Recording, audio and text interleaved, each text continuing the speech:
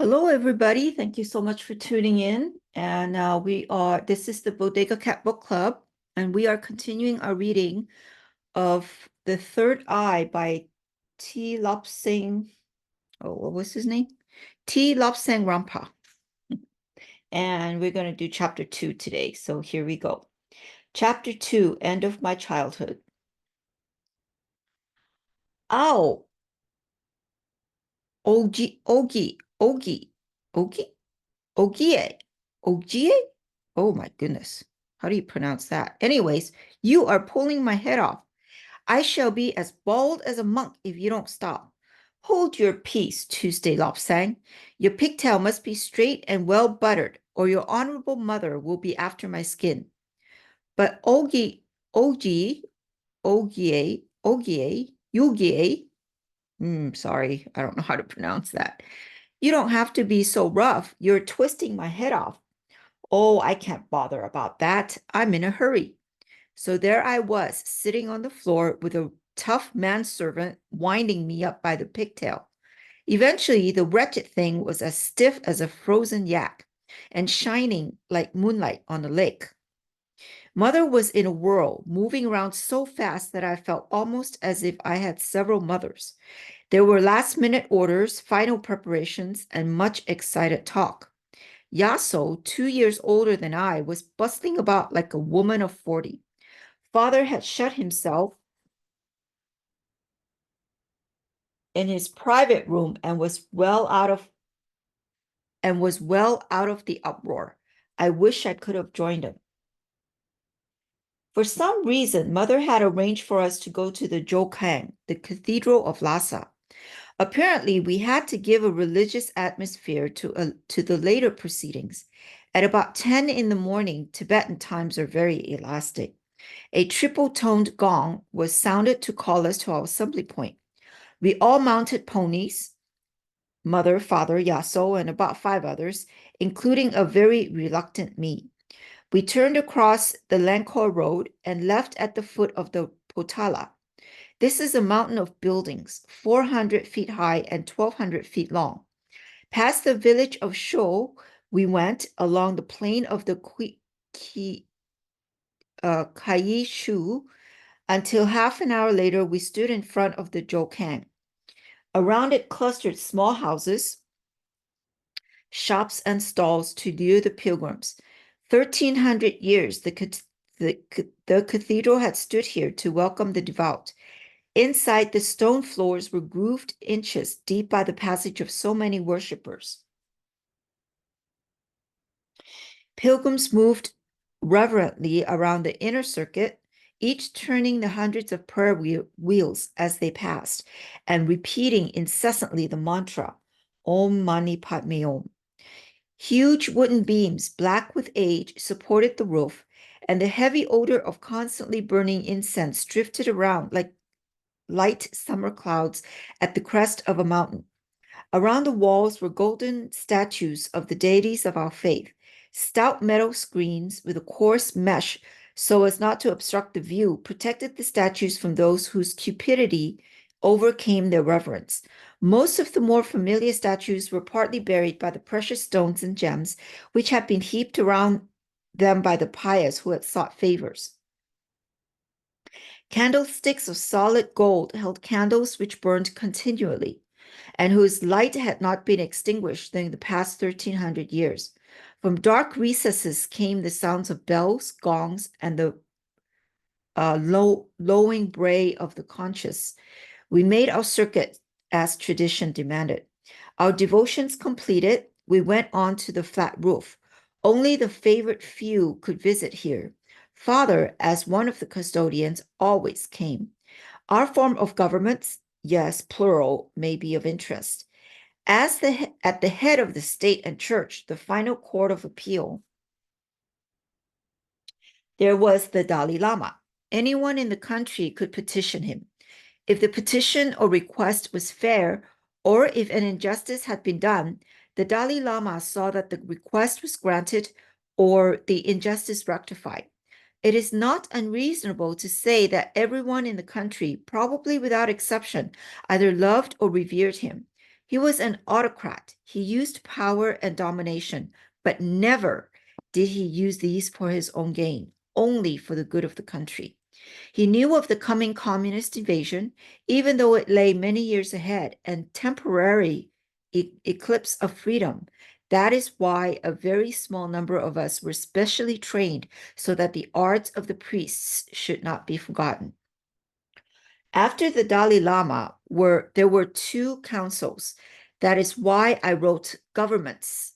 The first was the ecclesiastical council. The 4 members of it were monks of Lama status.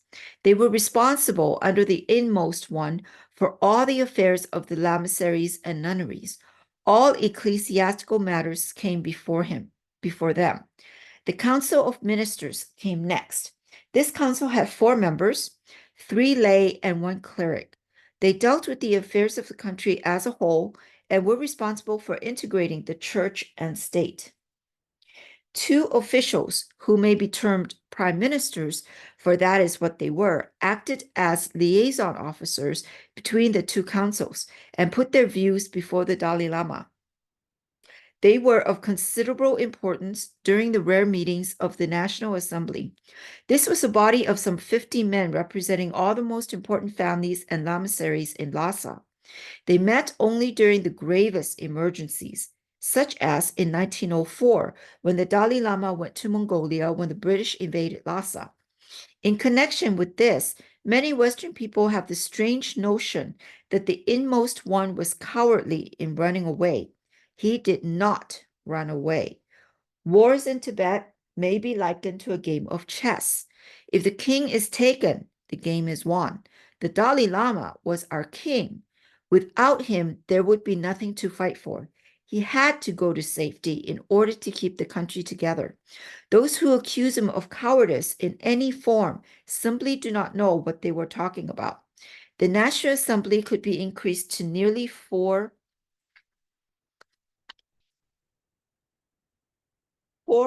members when all the leaders from the provinces came in. There are 5 provinces.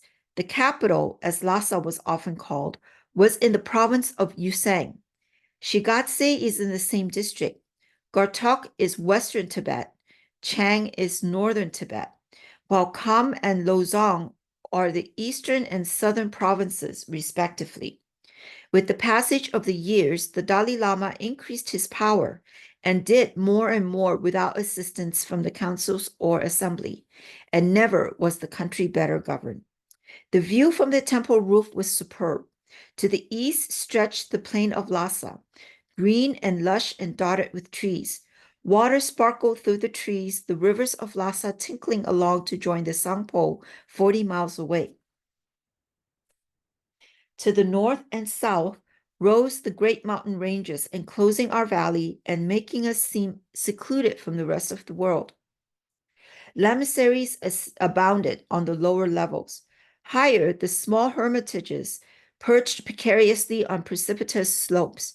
Westwards loomed the twin mountains of the Potala and Chapori. The latter was known as the Temple of Medicine. Between these mountains, the western gate glinted in the cold morning light. The sky was a deep purple, emphasized by the pure white of the snow on the distant mountain ranges. Light, wispy clouds drifted high overhead. Much nearer, in the city itself, we looked down on the council hall nestling against the northern wall of the cathedral. The treasury was quite near, and surrounding it all were the stalls of the traders and the markets in which one could buy almost anything. Close by, slightly to the east, a nunnery jostled the precincts of the disposers of the dead. In the cathedral grounds, there was the never-ceasing babble of visitors to this, one of the most sacred places of Buddhism. The chatter of pilgrims who had traveled far and who now brought gifts in the hope of obtaining a holy blessing. Some there were who brought animals saved from the butchers and purchased with scarce money. There is much virtue in saving life of animal and of man, and much credit would accrue. As we stood gazing at the old but ever new scenes, we heard the rise and fall of monks' voices in psalmody, the deep the deep bass of older men and the high treble of the acolytes. There came the rumble and boom of the drums and the golden voices of the trumpets. Skirlings and muffled throbs and a sensation as of being caught up in a hypnotic net of emotions. Monks bustled around dealing with their various affairs, some with yellow robes and some in purple. The more numerous were in russet red. These were the ordinary monks. Those of much gold were from the potala, as were those in cherry vestments. Acolytes in white and police monks in dark maroon bustled about. Interesting, police monks. All or nearly all had one thing in common. No matter how new their robes, they almost all had patches, which were replicas of the patches on Buddha's robes. Foreigners who have seen Tibetan monks or have seen pictures of them sometimes remark on their patched appearance. The patches, then, are part of the dress. The monks of the 1200-year-old Nesar Lamasery do it properly and have their patches of a lighter shade. Monks wear the red robes of the order. There are many shades of red caused by the manner in which the woolen cloth is dyed. Maroon is brick red. It is still red. Certain official monks employed solely at the Potala wear gold sleeveless jackets over their red robes. Gold is a sacred color in Tibet. Gold is untarnishable and so is always pure, and it is the official color of the Dalai Lama. Some monks or high lamas in personal attendance on the Dalai Lama are permitted to wear gold robes over their ordinary red ones. As we looked over the roof of the Jokan, we could see many such gold-jacketed figures, and rarely one of the peak officials. We looked up at the prayer flags fluttering and at the brilliant domes of the cathedral. The sky looked beautiful, purple, with little flecks of wispy clouds, as if an artist had lightly flicked the canvas of heaven with a white loaded brush. Mother broke the spell. Well, we are wasting time. I shudder to think what the servants are doing. We must hurry. So off on our patient ponies, clattering along the Linkar road, each step bringing me nearer to what I termed the ordeal, but which Mother regarded as her big day. Back at home, Mother had a final check of all that had been done, and then we had a meal to fortify us for the events to come. We well knew that at times such as these, the guests would be well filled and well satisfied, but the poor hosts would be empty. There would be no time for us to eat later. With much clattering of instruments, the monk musicians arrived and were shown into the gardens. They were laden with trumpets, clarinets, gongs, and drums. Their cymbals were hung around their necks. Into the gardens they went with much chatter and called for beer to get them into the right mood for good playing. For the next half hour, there were horrible monks, the strident bleats from the trumpets as the monks prepared their instruments. Uproar broke out in the courtyard as the first of the guests recited, riding in an armed cavalcade of men with fluttering pennants. The entrance gates were flung open, and 2 columns of our servants lined each side to give welcome to the arrivals. The steward was on hand with his 2 assistants, who carried an assortment of silk scarves, which are used in Tibet as a form of salutation. There are 8 qualities of scarves, and the correct one must be presented or offense may be implied. The Dalai Lama gives and receives only the first grade. We call these scarves kata, and the method of presentation is this. The donor, if of equal rank, stands well back with the arms fully extended. The recipient also stands well back with arms extended. The donor makes a short bow, and places the scarf across the wrist of the recipient, who bows, takes the scarf from the wrists, turns it over in approval, and hands it to a servant. In the case of a donor giving a scarf to a person of a much higher rank, he or she kneels with tongue extended a Tibetan greeting similar to lifting the hat, and places the kata at the feet of the recipient.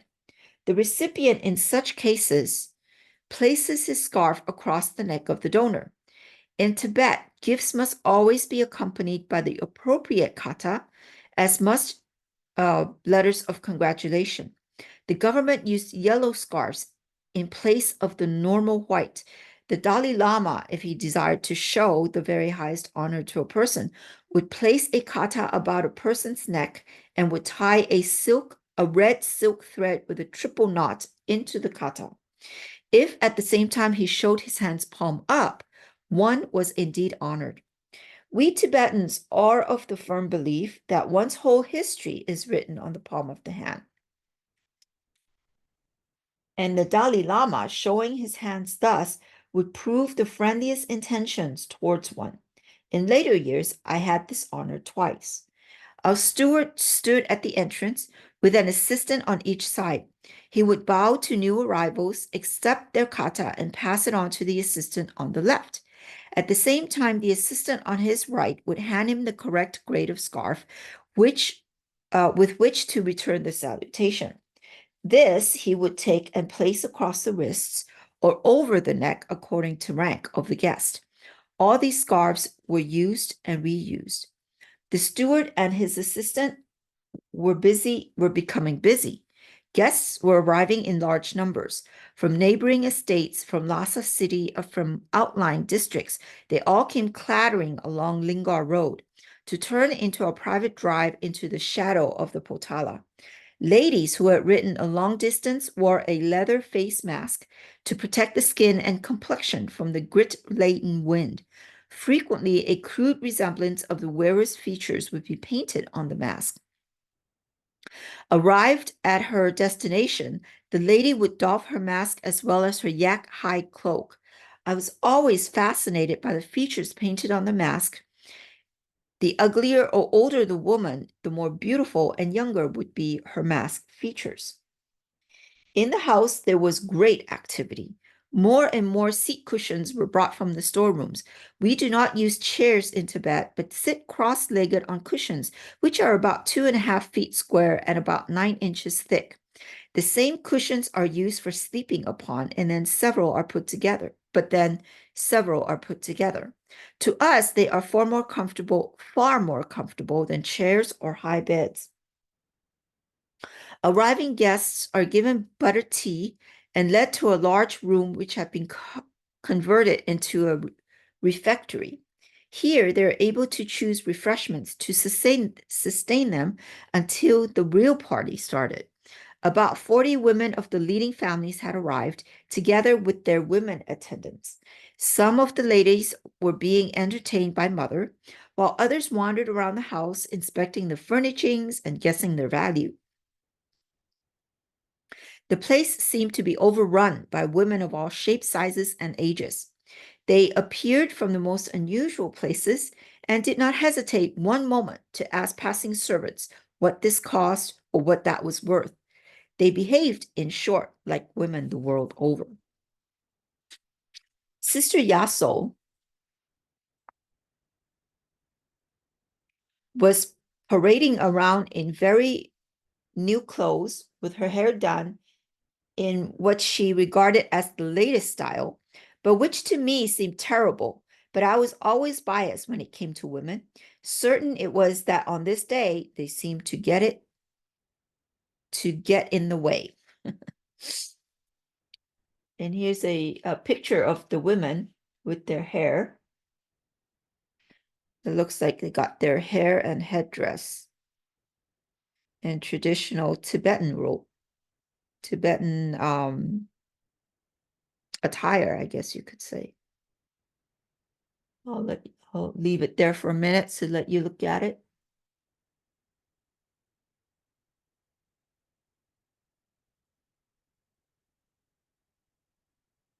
There was another set of women to complicate matters. The high-class woman in Tibet was expected to have huge stores of clothing and ample jewels. These she had to display, and as this would have entailed much changing and dressing, special girls, chung girls, were employed to act to act as mannequins. They paraded around in mother's clothes, sat and drank innumerable cups of butter tea, and then went and changed into different clothing and jewelry. They mixed with the guests and became, to all intents and purposes, mother's assistant hostesses. Throughout the day, these women would change their attire perhaps 5 or 6 times.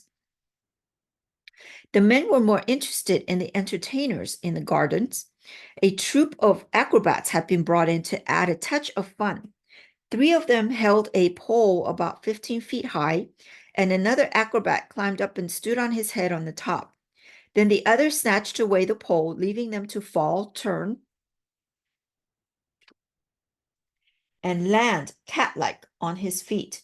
Some small boys were watching and immediately rushed away to a secluded spot to emulate the performance. They found a pole about 8 or 10 feet high, held it up, and the most daring climbed up and tried to stand on his head. Down he came with an awful crump, straight on top of the others. However, their heads were thick, and apart from egg-sized bruises, no harm was done. Mother appeared, leading the rest of the ladies to see the entertainments and listen to the music. The latter was not difficult. The musicians were now well warmed up with copious amounts of Tibetan beer.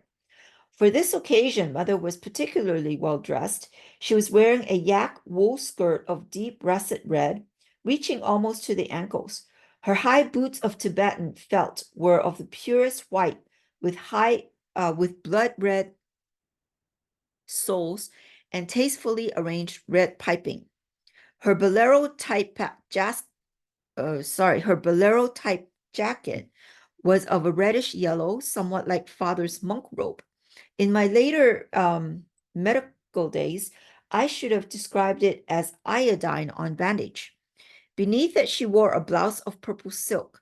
These colors all harmonized and had been chosen to represent the different classes of monks' garments. Across her right shoulder was a silk brocade sash, which was caught at the left side of her waist by a massive gold circlet. From the shoulder to the waist knot, the sash was blood red. But from that point, it shaded from pale lemon yellow to deep saffron when it reached the skirt hem. Around her neck, she had a gold cord, which supported the 3 amulet bags which she always wore. These had been given to her on her marriage to father. One was from her family, one from father's family, and one, in unusual honor, was from the Dalai Lama. She wore much jewelry because Tibetan women wore jewelry and ornaments in accordance with their station in life. A husband is expected to buy ornaments and jewelry whenever he has a rise in status. Mother had been busy for days past, having her hair arranged in 108 plaits, each about as thick as a piece of whipcord. 108 is a Tibetan sacred number, and ladies with sufficient hair to make this number of plaits were considered to be most fortunate. The hair, parted in the Madonna style,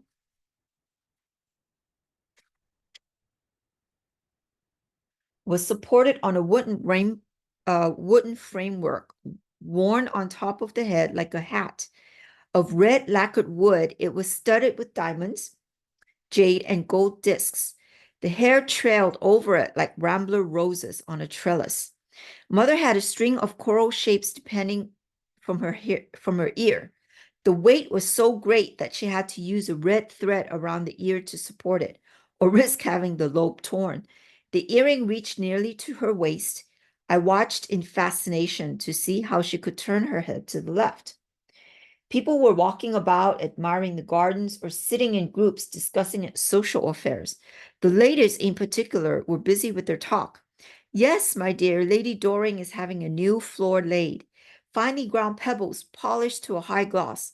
Have you heard that that young Lama who is staying with Lady Rakasha, etc., etc. But everyone was really waiting for the main item of the day.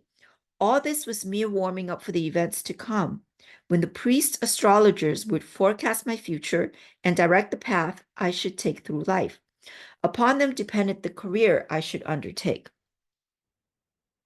As the day grew old and the lengthening shadows crawled more quickly across the ground, the activities of the guests became slower. They were satiated with refreshments and in a receptive mood. As the pile of food grew less, tired servants brought more, and that too went with the passage of time. The hired entertainers grew weary and one by one slipped away to the kitchens for a rest or more beer. The musicians were still in the fine fiddle, blowing their trumpets, clashing the cymbals, and thwacking the drums with gay abandon. With all the noise and uproar, the birds had been scared from their usual roosting places in the trees. And not only the birds were scared, the cats had dived precipitously into some safe refuge with the arrival of the first noisy guests. Even the huge black mastiffs which guarded the place were silent, their deep baying stilled in sleep. They had been fed and fed until they could eat no more. In the walled gardens, as the day grew yet darker, small boys flitted like gnomes between the cultivated trees, swinging lighted butter lamps and smoking incense censers, and at times leaping into the lower branches for a carefree frolic. Dotted about the grounds were golden incense braziers sending up their thick columns of fragrant smoke. Attending them were old women who also twirled clacking prayer reels, each revolution of which sent thousands of prayers heavenwards. Father was in a state of perpetual fright. His walled gardens were famous throughout this country for their expensive imported plants and shrubs. Now, to his way of thinking, the place was like a badly run zoo. He wandered around wringing his hands and uttering little moans of anguish when some guest stopped and fingered a bud. In particular danger were the apricot and pear trees and the little dwarf apple trees. The larger and taller trees, poplar, willow, juniper, birch, and cypress, were festooned with streams of prayer flags, which fluttered gently in the soft evening breeze. Eventually, the day died as the sun set behind the far distant peaks of the Himalaya. From the lamaseries came the sound of trumpets signaling the passing of yet another day, and with it hundreds of butter lamps were set alight. They depended from the branches. They depended from the branches of trees. They swung from the projecting eaves of the houses, and others floated on the placid waters of the ornamental lake. Here they grounded like boats on a sandbar on the water lily leaves. There they drifted towards the floating swans seeking refuge near the island. The sound of a deep-toned gong, and everyone turned to watch the approaching procession. In the gardens, a large marquee had been erected, with one completely open side. Inside was a raised dais on which were 4 of our Tibetan seats. Now the procession reached the dais. 4 servants carried upright poles with large flares at the upper end. Then came 4 trumpeters with silver trumpets sounding the fanfare. Following them, mother and father reached the dais and stepped upon it. Then 2 old men, very old men, from the lamasery of the state oracle. These 2 old men from Nichang were the most experienced astrologers in the country. Their predictions have been proved correct time after time. Last week, they had been called to predict for the Dalai Lama. Now they were going to do the same for the 7-year-old boy. For days, they had been busy at their charts and computations. Long had been their discussions about trines, ecliptics, sesquiquadrates, and the opposing influence of this or that. I will discuss astrology in a later chapter. 2 lamas carried the astrologers' notes and charts. 2 others stepped forward and helped the old seers to mount the steps of the dais. Side by side, they stood like 2 old ivory carvings. Their gorgeous robes of yellow Chinese brocade merely emphasized their age. Upon their heads, they wore tall priests' hats, and their wrinkled necks seemed to wilt beneath the weight. People gathered around and sat on the ground on cushions brought by the servants. All gossip stopped as people strained their ears to catch the shrill, piping voice of the astrologer-in-chief. La dre mi cho nang ching, he said. Gods, devils, and men all behave in the same way, so the probable future can be foretold. On he droned for an hour and then stopped for a 10-minute rest. For yet another hour, he went on outlining the future. Hale, hale, extraordinary, extraordinary, exclaimed the entranced audience. And so it was foretold, a boy of 7 to enter a lamasery after a hard feat of endurance, and there be trained as a priest surgeon. To suffer great hardships, to leave the homeland and go among strange people, to lose all and have to start again, and eventually to succeed. Gradually, the crowd dispersed. Those who had come from afar would stay the night at our house and depart in the morning. Others would travel with their retinues and with flares to light the way. With much clattering of hooves and the hoarse shouts of men, they assembled in the courtyard. Once again, the ponderous gate swung open and the company streamed through. Growing fainter in the distance was the clop-clop of the horses and the chatter of their riders, until from without there was the silence of the night. End of chapter 2. Well, thank you so much for joining us. I hope you enjoyed that. We will continue our reading next week. Same bat time, same bat place. Hope you have a great day. Bye-bye now.